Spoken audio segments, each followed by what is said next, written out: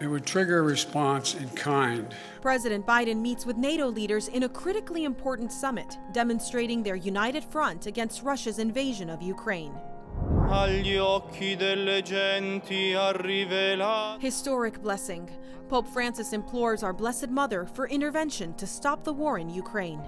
We're going to continue this battle, and that battle is going to be primarily fought by those people on the ground who are ministering to these women who are in these crisis pregnancies. The pro-life fight in Tennessee in our exclusive series, Life After Roe, debate in the states, how the Supreme Court's decision on abortion could impact state laws. Plus, we go to Dubai, where we talk to the Vatican Secretary of State about the growth of Catholicism in the Middle East. EWTN News In Depth starts now.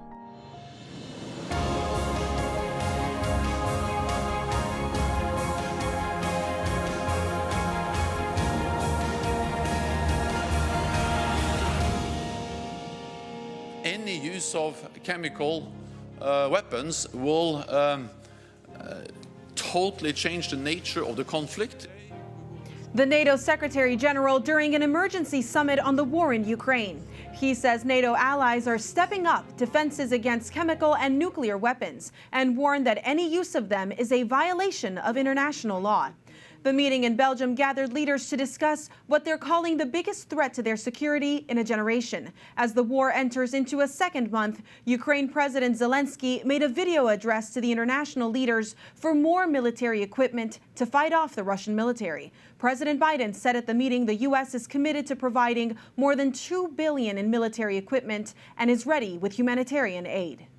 Today, I'm announcing the United States is prepared to commit more than $1 billion in humanitarian assistance to help get relief to millions of Ukrainians affected by the war in Ukraine. Many Ukrainian refugees will wish to stay in Europe, closer to their homes. But we've also will welcome 100,000 Ukrainians to the United States with a focus on reuniting families. The UN says more than 3 million people have already fled Ukraine, mostly to neighboring countries. Hundreds of thousands more who would like to leave remain trapped inside the country. As missiles and bombs continue to rain down in cities across Ukraine, in many places there are no homes, apartments, or shelters of any kind. On Friday, President Biden traveled to Poland to hold a bilateral meeting with President Duda about the Russian threat to the region and the humanitarian crisis. He first met with members of the U.S. Army's 82nd Airborne Division, who have been deployed to Poland to serve alongside Polish troops as a signal the U.S. stands by its NATO allies. President Biden's schedule also includes a meeting with Ukrainian refugees. Powerful moments on Friday when Pope Francis consecrated both Russia and Ukraine to the Immaculate Heart of Mary, entrusting the nations to Mary's help and protection. The Vatican sent bishops around the world the text of the prayer that Pope Francis led so that all priests and all the faithful across the globe could participate. Della solennità odierna, l'angelo Gabriele per 3 volte. The Holy Father reflected on the gospel of the angel Gabriel addressing our Blessed Mother, saying, "Rejoice, the Lord is with you." Pope Francis's prayer during the service called on our Holy Mother amid our iniquity that is evil and war, that she remind us that God never abandons us and is ready to forgive us. Simultaneously, a consecration was held in Fatima, the very site of the apparition of our Blessed Mother to 3 shepherd children. It was during those apparitions that our Blessed Mother requested specifically to the 3 visionaries for the consecration of Russia to her Immaculate Heart. Parishes around the world took part, from New York, where Cardinal Timothy Dolan presided at St. Patrick's Cathedral, to Manila, Philippines, where Cardinal Jose Advincula led the congregation in the prayer to the Immaculate Heart of Mary, followed by a procession and praying of the Holy Rosary, to St. Mary's Cathedral, Cape Town, South Africa, where Bishop Stephen Brislin consecrated Ukraine and Russia in union with Pope Francis's consecration. Pope Francis's second-in-command, Cardinal Pietro Parolin, weighed in on the war in Ukraine during a sit-down interview with EWTN. He spoke with correspondent Colin Flynn. But the message of the Holy See, of the Holy Father, is to stop the war. The first is to stop. Then this is the message, and the second message is to start to negotiate. knowing that there is always an honorable solution if we want. I insist on that. We are not to defeat anybody. In diplomacy, we speak about the win-win solution, no? That everybody is satisfied of the conclusion of the negotiation, which is, okay, it is only a formula. But I think that there is always space just to achieve something which is of satisfaction for everybody. And also in this situation. And as the Vatican's top diplomat with so much experience around the world, when you look at the situation now, do you think it can be or will be resolved diplomatically, or how do you see it playing out, or your fears? But we hope at least, we hope, and we insist on that. From what I know, there are also, let's say, talks going on between the two parties, but so far they have not achieved any significant result, at least just to stop. But of course, as in every occasion, in every situation, we need a goodwill from the part of the protagonist. Without the goodwill, there is no possibility of achieving anything.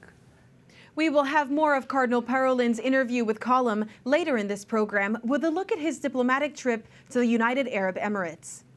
Catholic priests continue to work on the ground in Ukraine to minister to those in this war. I had the opportunity to speak with Father Andriy Zelinskyy, the military chaplain and advisor to the Ukrainian Greek Catholic Church, about his work in this crisis. As a military chaplain since 2006, and you're the current coordinator of the Ukrainian Greek Catholic military chaplains, what's the situation like for the people of Ukraine that you minister to, the people on the ground? I must say that this is not, the war is nothing new to us, since the war in Ukraine began in 2014, and it's been lasting for the last 8 years. However, everything was happening in one part of our country, in the eastern part of our country. In 2014, Russia occupied, actually annexed the Crimean Peninsula. And then also there was a military intervention, as a result of which 7% of the Ukrainian territory, including those little tiny pieces of Donbas region, became controlled by Russia. Well, actually, of course, officially, they created quasi-governments in those little tiny areas, with the city of Donetsk and the city of Luhansk as well. But once again, it was completely controlled by Russian troops' territory, and the war was going on over there. But the rest of the land, the rest of our country, it was quite peaceful country. And nowadays, there is no safe place in Ukraine.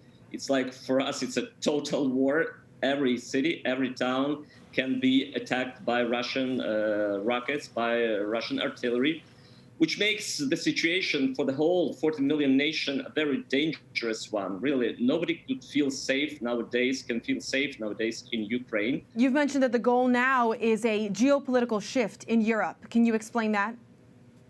Well, more than in Europe, of course, it's a geopolitical shift, but definitely it's also, I would say, it's a war against Ukraine that has consequences for the whole of the world, but definitely Russia is playing a much broader, much bigger game. And of course, Russia is trying, as the Russian authorities have announced it a number of times, that it's not only about Ukraine, but it's about changing the security architecture, changing the security design worldwide, globally. What does the consecration of Ukraine and Russia mean to you? Does this bring you hope? We hope that this consecration will help on the spiritual level for so many people once again to feel that they are responsible for the truth, because truth also means life. Being responsible for truth, we are also responsible for lives of so many people in Ukraine and worldwide. So this is exactly what this consecration symbolizes to me, that life, human person is a sacred value in our world. And to defend a human person, we need to defend truth in our world today. What's the specific role that you and other chaplains play? I believe that the mission of a military chaplain is to stay always nearby to those people whom he serves, And of course, to stay in order, as I usually say, to defend their humanity. War is a chaos, always a chaos. And war always injures not only human body, but human soul as well. So it is very important to stay there in order to focus human attention not only on a threat to one's life, but only on a threat to one's personal integral being. And usually I say that there are 4 important dimensions that need to be cared of by military chaplain, but especially when we talk about the mental, psychological, spiritual state of our military. That is, it is important to stay human. It is important to seek truth. It is important to choose good. It is important to fight for justice. And of course, also very important, to contemplate beauty in this context of chaos. And Father Zelinskyy, then where is that beauty in the chaos? Are your soldiers telling you about that? That's a sacrifice that we can witness on the part of our soldiers. I can tell so many stories about how our young guys are sacrificing their own lives. Well, already, so many of them have already been written down, and we definitely hope that this will become a witness to the whole world. But young soldiers, young officers, ready to sacrifice everything to defend their homeland, to defend their families, to defend the lives of their children and their parents. And that's something that the 20th century, unfortunately, has forgotten. So now we are back to our human reality. Life costs, we have to defend it. And that's the pastoral reality and the witness for all of us. Thank you so much. Thank you. Historic changes to the government body that supports the Pope. Ahead on EWTN News In Depth, the departmental changes to the Roman Curia and the opportunities now presented to lay people. It's more about helping empower the woman to want to have this child, but also to help her become the best person she can be. Next, helping mothers with crisis pregnancies. In our exclusive series, Life After Roe, Debate in the States, we look at the state of Tennessee and support in place for mothers in need.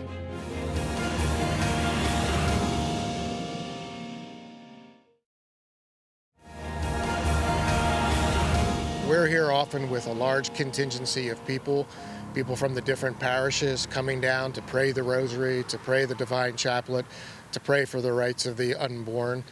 The pro-life movement in the Bible Belt. Our series continues in Tennessee, where a host of pro-life laws have been either introduced or passed by the state lawmakers. Welcome back to EWTN News In Depth. Our exclusive series, Life After Roe, Debate in the States, looks at what could happen in some key states after the High Court announces its ruling in the Dobbs case later this year. Our team of reporters, Mark Irons, Catherine Hadro, and Teresa Tomio, traveled across the country. Our targets, California, Tennessee, Michigan, Florida, Maryland, and Vermont. This week, Tennessee. With both a small but growing Catholic community and a large and influential evangelical population, it's considered one of the most religious states in America. There are many pro-life legislative measures already in place, including a trigger law that will go into effect if Roe is overturned. Reporter Mark Irons explains in our special series, Life After Roe, Debate in the States.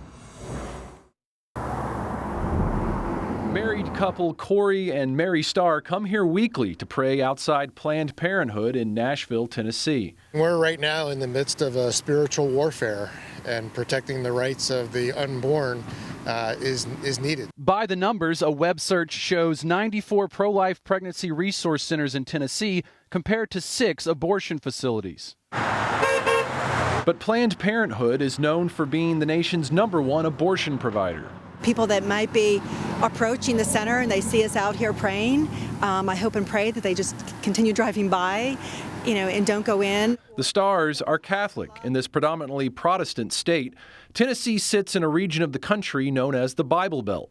According to a Pew Research study looking at the most religious states, Tennessee ranked 3rd, with 73% of adults identifying as highly religious. Meanwhile, over the years, Tennessee has been passing some of the country's most pro-life laws. I absolutely would attribute it to the faith of the legislators, but the faith of the citizens of the state of Tennessee. State Senator Republican Mike Bell, a Baptist himself, says people of all faith backgrounds have come together to oppose abortion. I can't imagine a state being more pro-life than the state of Tennessee. There are a litany of legislative measures that may support Bell's view. This month, the Republican-controlled state advanced a bill similar to a law passed in Texas last year. If passed, it would ban abortion and allow private citizens the ability to sue those who aid someone in obtaining an abortion. Back in 2014, Tennessee passed an amendment to its state constitution. It reads, "Nothing in this constitution secures or protects a right to abortion or requires the funding of an abortion." In 2020, Tennessee's governor signed a heartbeat bill, banning abortion when a fetal heartbeat is detected as early as 6 weeks into pregnancy. The law is currently being challenged in court, but its legislative passage is significant. The state also has a number of restrictions in place, including a ban on abortion because of race, sex, or a diagnosis of Down syndrome, a written parental consent requirement, and an ultrasound requirement before an abortion can take place, giving a woman the opportunity to see and hear her baby. In addition, Tennessee has a pro-life trigger law, ready to take effect if the Supreme Court reverses its 1973 Roe v. Wade decision legalizing abortion. Bell explains what Tennessee's trigger law would do. If Roe v. Wade is overturned in whole or in part, then our law automatically reverts to pre-1973, pre-Roe v. Wade, which would mean all abortions in the state of Tennessee are banned, except for those that would have to be done for to save the life of the mother, period. Still, Planned Parenthood is trying to rally support and signatures, petitioning lawmakers to vote against more abortion restrictions in Tennessee. Although the pro-life movement is succeeding on the legislative front here, Senator Bell says laws and court decisions alone won't win the fight for unborn life. Because even if we overturn Roe versus Wade, we are not going to change the hearts of every person in the United States. According to the Centers for Disease Control and Prevention, in 2019, there were 9,719 abortions reported in Tennessee, the rate of abortion in the state below the national average. Tennessee House Minority Leader Democrat Karen Camper, though she has voted against pro-life laws, was quoted as saying, "We need to talk about why someone gets in a position where they need to have an abortion." A question the pro-life community is trying to address by helping moms in crisis pregnancies and giving them the support they need to care for their child. How powerful is it just to have the number up here? Do you get a lot of calls? We do. Mulier Care is a pro-life pregnancy support center on wheels. Inside, women can take a pregnancy test, talk with counselors, or see their growing child in an ultrasound. Sean Curley works with the group. She says a main focus is the continuum of care given to the women. Help her become the best person she can be so she can also take care of herself and take care of her family. And it goes back to being able to assist her with housing, a job, schooling, whatever it is that her needs are. These services are very much needed. Catholic Billy Alexander got his start in the pro-life movement by praying outside Planned Parenthood. Now he also volunteers with Mulier Care. He's praying for that change of heart in women who are considering abortion and providing support to help them choose life. I just think this is really what the Catholic Church calls us to do with the pro-life movement. Mark Irons, EWTN News in Depth. We're joined now by a longtime pro-life voice in Tennessee. Angel Brewer has been active in this cause her entire life, 20 years in an official capacity. She's currently a board member of Tennessee Right to Life. Welcome to the show. Thank you for being with us. Tennessee has been named one of the top 5 most religious states in the country, with about 73% of Tennesseans identifying as Protestant and only 6% as Catholic, just like you. What's it like to work on this issue as a Catholic leader? It's actually very refreshing to work as a Catholic. Even though we are a small percentage of the population, we have a very loud voice. We have 3 dioceses in Tennessee, and all 3 have bishops that are actively pro-life. They convene a Catholic Public Policy Commission quarterly to meet and discuss not only the issue of life, but other issues that align with the teachings of the Church. We feel their support very much all the time. Our churches are engaged, our priests are engaged, our campuses are engaged with focused missionaries. So we are small, but we are loud. Small but mighty. And is protecting life something religious or political in Tennessee? Are the leaders political or religious in nature? You described the church very well. Yes, thank you. It's very hard to distinguish between the two because they go hand in hand. Here in the Bible Belt, your faith is part of who you are. And so even our political leaders are very much based in their faith, and they carry their faith with them. So yes, it is a lot of religious leadership, but our political leadership has religious leaders, has religious foundation in them.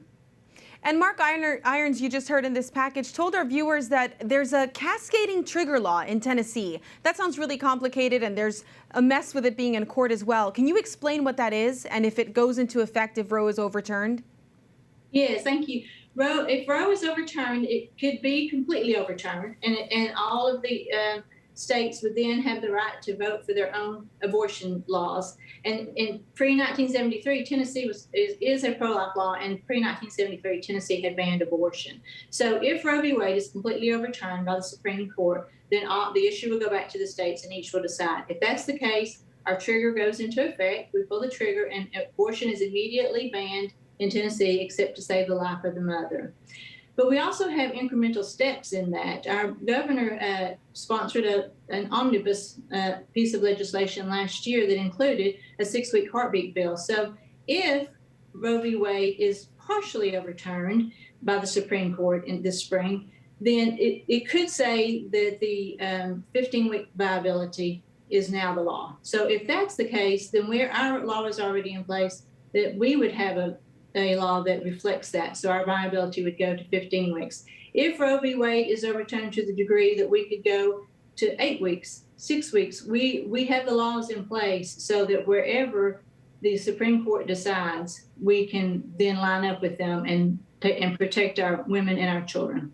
So it seems Tennessee has been quite proactive in making sure whatever the scenario that comes from the Supreme Court, you're ready to take action at the state. Thank you so much, Angel. Yes, thank you. Next week, California. Reporter Catherine Hadro hears firsthand how Catholic leaders are responding to increasingly aggressive pro-abortion laws, like the new one making abortion cheaper. It's all part of the governor's plan to make California a sanctuary state for abortion. The pro-life movement there knows it's about more than money. Catherine explains in part 5 of our series, Life After Roe, Debate in the States. And to see our coverage from prior weeks on the states of Maryland, Florida, and Michigan, check out our EWTN News In Depth social media pages, Facebook, Twitter, and Instagram. Still to come on EWTN News In Depth, we look back at an iconic moment 2 years ago at the Vatican, an apostolic blessing over a world darkened with COVID. It is extremely humbling to be considered for Justice Breyer's seat, and I know that I could never fill his shoes. But if confirmed, I would hope to carry on his spirit. Breaking the glass ceiling. Confirmation hearings on Capitol Hill for the first Black woman to be nominated for the U.S. Supreme Court. Expert analysis next.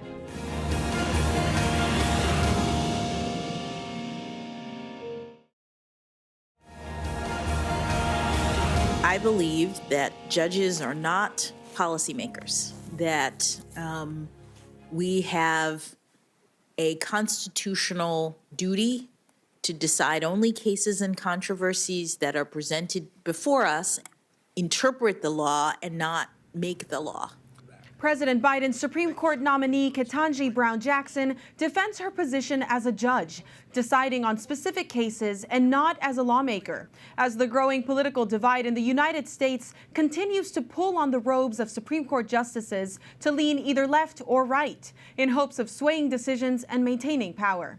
It has even led to congressional Democrats introducing a bill to expand the Supreme Court from 9 to 13 justices, a topic brought up in this week's hearings. Jackson refused to say if she would back court-packing efforts. On Friday, we learned Senator Joe Manchin intends to vote for Brown, the last vote likely needed to secure her confirmation.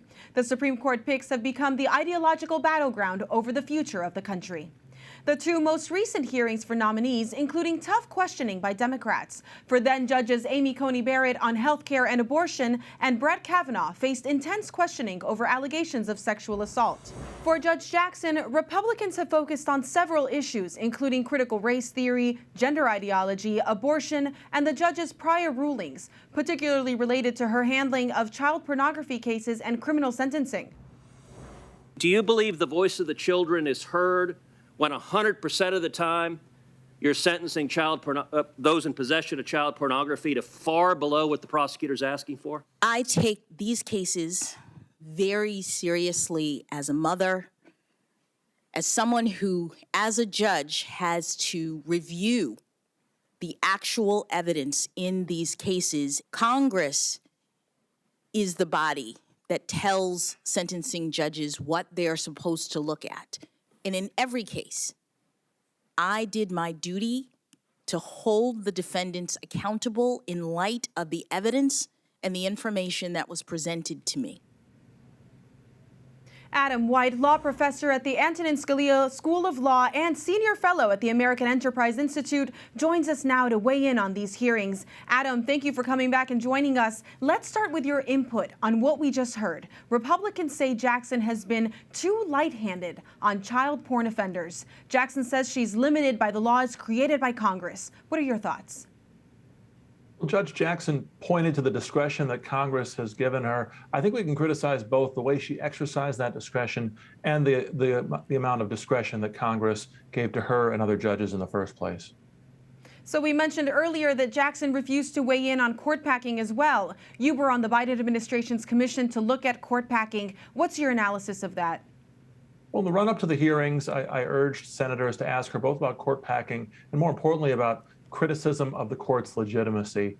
She sidestepped questions about court packing, saying she didn't want to weigh in on a policy dispute, but she did engage the legitimacy question in a back and forth with Senator Sass, and I was glad to see that she did not join the attacks on the court's legitimacy that we've seen from Senator Elizabeth Warren and other activists. That's good to hear. Senator Lindsey Graham, then, he had some invasive lines of questioning on religion. Let's take a listen. What faith are you, by the way? Senator, I am Protestant. Mm-hmm. Okay. Non-denominational. Okay. Could you fairly judge a Catholic? Senator, I have a record of I think fairly the answer would be yes. Judging everyone. I believe you can.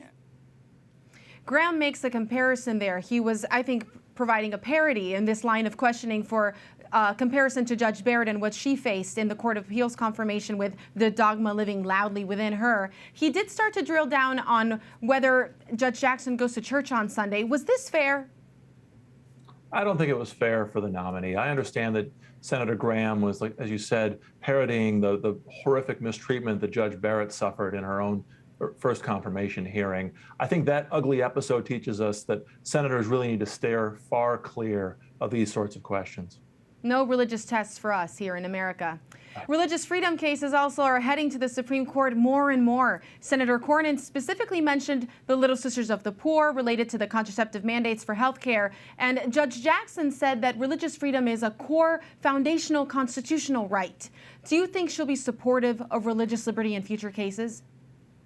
Well, I don't doubt that she believes that religious liberty is a core right. The question, though, for a judge is what happens when it collides with administrative agencies or or governors or others who try to assert other priorities, including regulatory or anti-discrimination laws against religious groups in ways that really do burden religious liberty. I'll be curious to see what she actually does in real cases. It's interesting that everyone says that she'll be like Justice Breyer. Justice Breyer was in the majority for many religious freedom cases in the past. Does that give you hope? It certainly does. I thought that the nominee performed pretty well throughout the hearing and oftentimes even sounded almost Scalia-like in her statements regarding the Constitution and its text. But again, of course, the challenge is what happens in real cases. That's true. Race and gender ideology. Let's talk about that. They also came up in the line of questioning. Let's take a listen to that. Can you provide a definition for the word woman? Can I provide a definition? Mm-hmm. No. Yeah. 'I can't. I can't. You can't? not in this context. So you I'm not a believe the meaning biologist. The judge didn't weigh in on gender ideology in this way. What about race? Was race an issue? The judge tried to say as little as possible on these subjects. In basketball season, we'd say that she and Democrats played a prevent defense where they were just trying to avoid points being scored on them. And I think her exchange here with Senator Blackburn and on issues related to race are similar examples where she was just trying to say as little as possible to avoid alienating either folks among conservatives or those among progressives. And is that common? I mean, she's been through a bunch of these hearings. I wonder sometimes if that should be changed, the process that we have. Well, the process isn't perfect, and obviously we saw the downsides of it in this confirmation hearing. Although, again, we did see great discussions of the Constitution, its meaning, the role of the court. And so in the end, I think we should be happy for what we have and try to keep making it better. Final question. The judge doesn't seem like she would alter current federal abortion laws related to viability. She talked about precedent, though, which could be the reason. What does this mean for the pro-life movement? Well, hopefully by the time Judge Jackson joins the Supreme Court this summer, the court will have already decided the fate of Roe. And if so, then I hope that if Judge Jackson joins the court, which I expect her to, this fall, she'll be willing to respect the precedents that roll back Roe v. Wade as much as she says she would respect other new precedents. Well, Adam, thank you so much. We look forward to having you back. Thank you. After the break, a new Vatican constitution reforms how the church is governed. We break it down. The level very important is the interreligious dialogue. EWTN's Colin Flynn sits down with Pope Francis's second in command to discuss the Catholic faith in the Middle East. Ahead on EWTN News In Depth.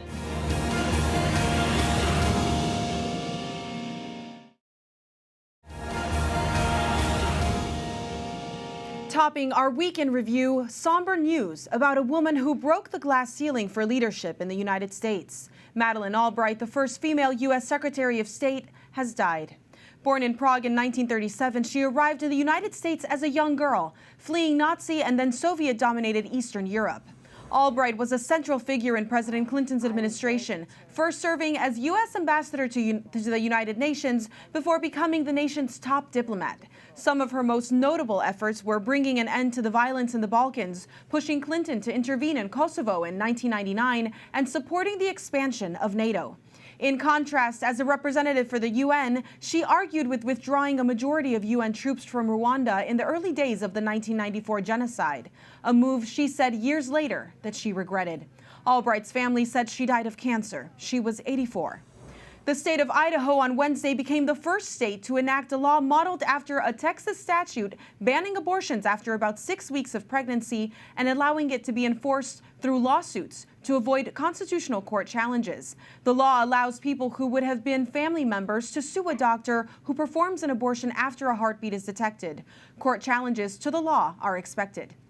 An update on Supreme Court case we brought you a few weeks ago related to religious freedom for inmates on death row in Texas. Texas had denied inmate John Ramirez the right to have a pastor touch him and audibly pray over him as he's put to death, citing safety concerns. Justices ruled this week that Texas must allow a prisoner's pastor to offer prayer and comfort in the death chamber. The 8-1 victory, written by Chief Justice Roberts, was supported by the full court with a dissent on the facts by Justice Thomas, who was absent from oral arguments this week because he was hospitalized with flu-like symptoms. Thomas was released from the hospital on Friday. In eastern China, no survivors have been found after a Boeing 737 crashed into a mountainside on Monday. Contact could not be made with the crew moments before the crash. All 132 people on board are presumed dead. So far, one of 2 black boxes from the China Eastern Airlines flight has been found. It's considered the worst air disaster in the country in more than a decade. Pope Francis recorded 2 messages for Catholics in Hong Kong and China, where there has been a steep rise in COVID-19 infections and deaths. La pandemia del Covid che ci fa soffrire tanto. The Vatican released the videos on Tuesday, but were recorded during Francis's meeting with Bishop Stephen Chow Sao-Yan of Hong Kong. The Holy Father said he was close to the people in China and sent a blessing and thanks to all Catholics there for their witness to the faith. Chow was consecrated as bishop in Hong Kong December of last year.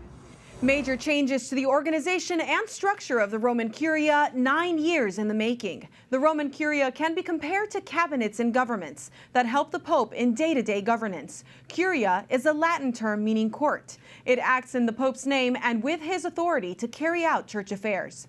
To break it down for you, the current structure divides departments into congregations, tribunals, pontifical councils, and offices. Pope Francis created a Secretariat for the Economy in 2014. The new structure renames all congregations and pontifical councils into dicasteries and combines some departments with similar functions to reduce redundancy and work more effectively. Tribunals are now titled as judicial. Major reforms include new weight in the efforts to fight clerical sex abuse by moving the Pontifical Commission for the Protection of Minors into the Vatican's powerful Doctrine of the Faith Office, now called the Dicastery for the Doctrine of the Faith. This maintains it as a separate body within the dicastery, but allows for direct access to the Holy Father. The Constitution also allows for greater decision-making roles for the laity, including leading Vatican offices. Evangelization, a key concern of Pope Francis, is also in the forefront of changes as a merged dicastery for evangelization, which is directly presided over by the Pope. To dissect the new constitution further, I spoke with EWTN News executive editor and Washington, D.C. bureau chief Dr. Matthew Bunson earlier this week. Thank you for being with us, Dr. Bunson. How is this constitution, this new release, reflective of the legacy of Pope Francis and the culmination of the work that he's been doing over the past 9 years?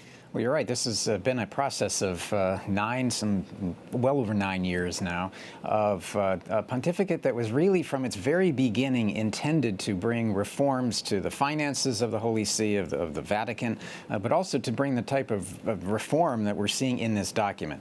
Pope Francis has made one of the great pillars of this pontificate going out to the peripheries, taking evangelization very seriously. Now, the Church, of course, is a church of evangelization, and that is one of the reasons why this document places so much emphasis on the dicastery of evangelization. It is the first dicastery listed in this document, and it gives us a sense of his pastoral priority.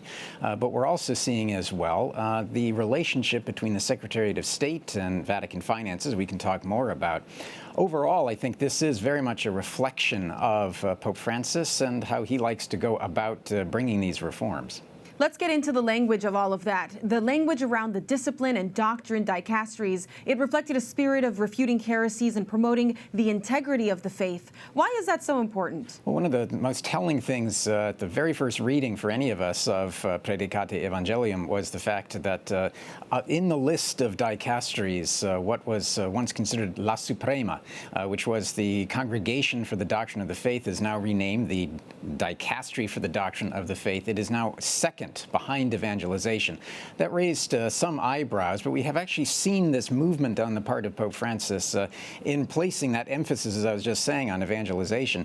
But he is not altering the role of the Congregation for the Doctrine of the Faith. It still has that key role in safeguarding the teachings of the faith. Now, I would say that its first job as a new dicastery for the Doctrine of the Faith is to turn its attention once again to the German Synod, the synodal way that's underway in Germany and has been now for a couple of years.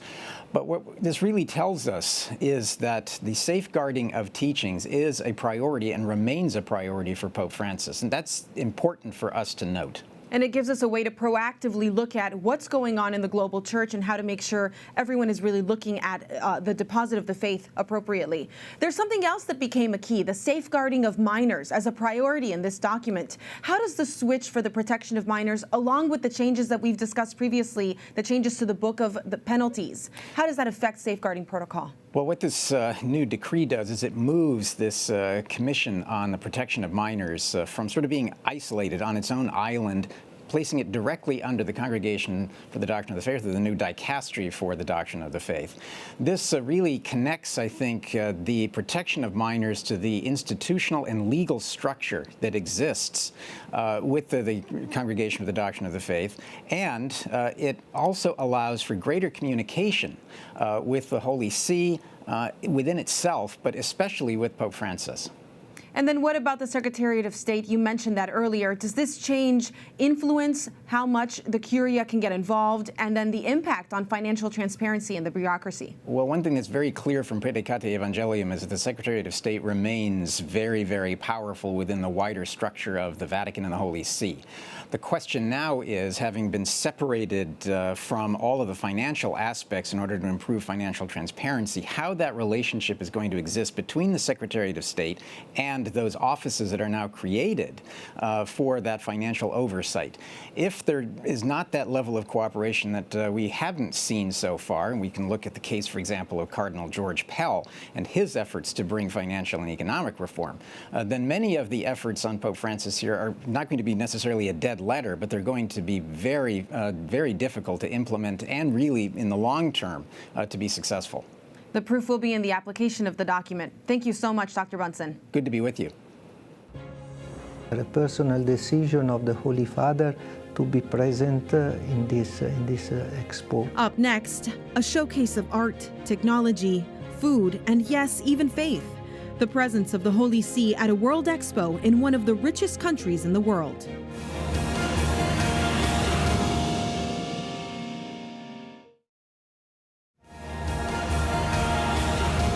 A culmination of innovative and artistic minds at the World Expo at Dubai. The event showcases architecture, technology, sports, business, and Catholicism in the United Arab Emirates, where the official religion is Islam.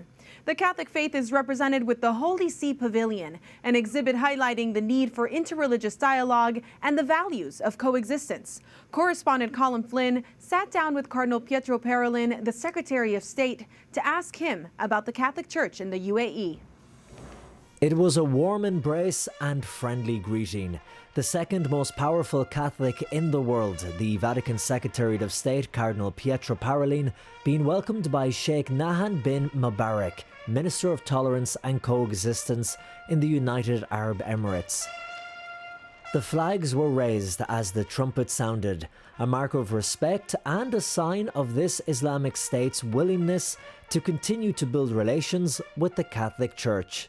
The Holy See's presence at this expo conveys a strong message of tolerance, coexistence, and interfaith dialogue.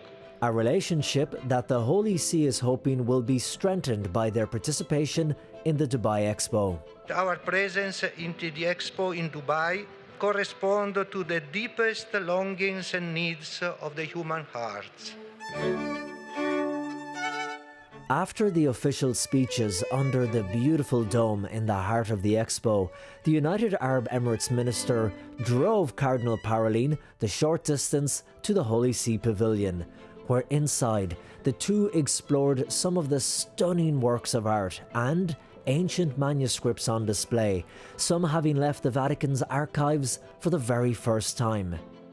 And later that day, EWTN News sat down with Cardinal Parolin for an exclusive interview. Your Eminence, it's great to be here with you in Dubai, and thank you so much for your time.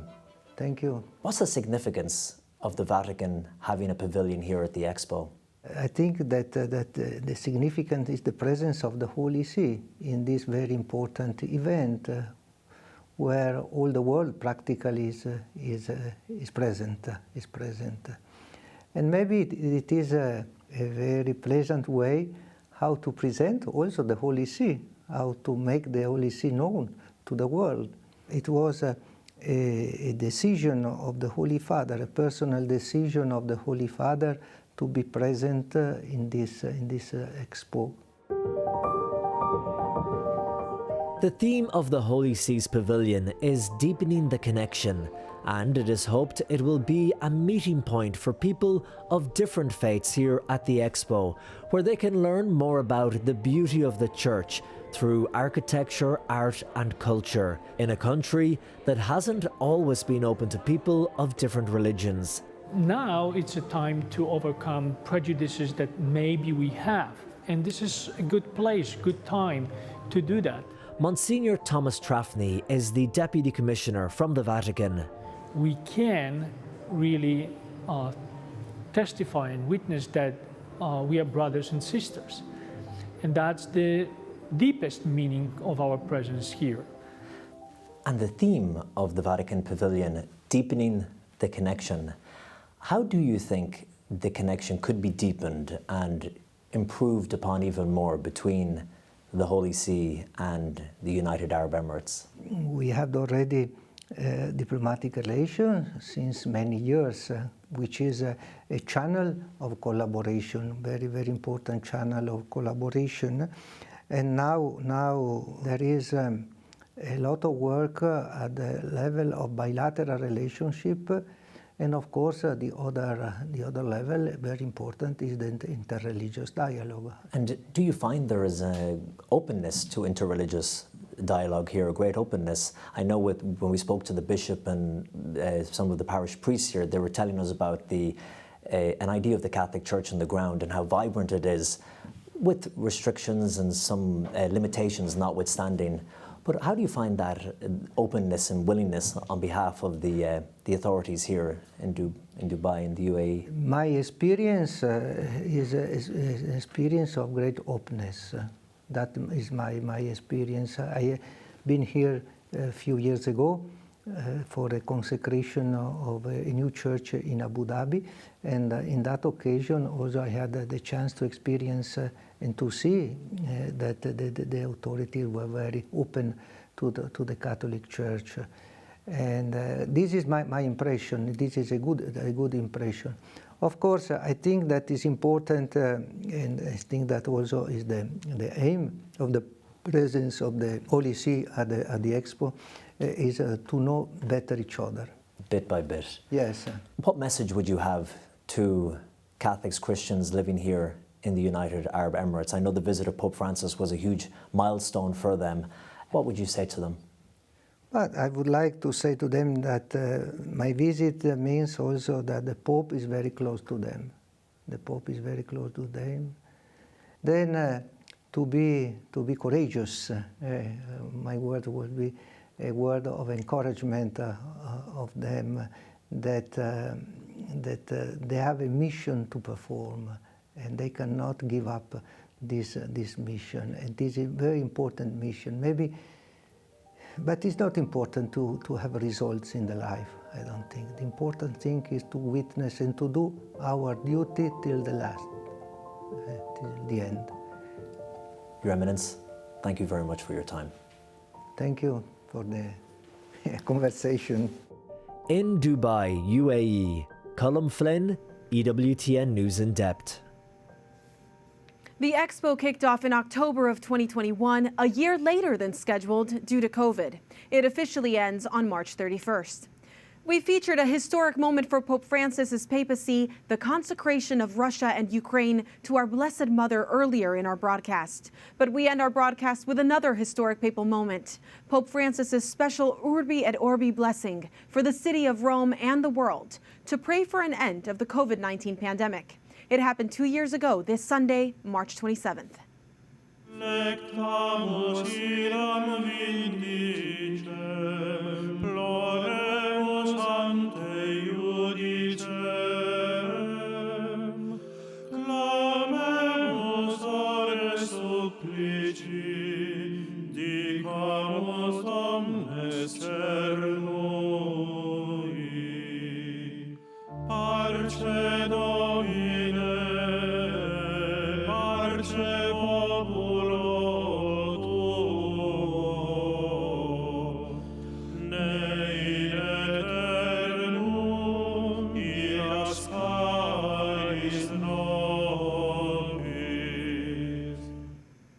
Thanks for joining us. Tune in next week for a continuation of our exclusive series, Life After Roe, Debate in the States, with a look at California. See you then.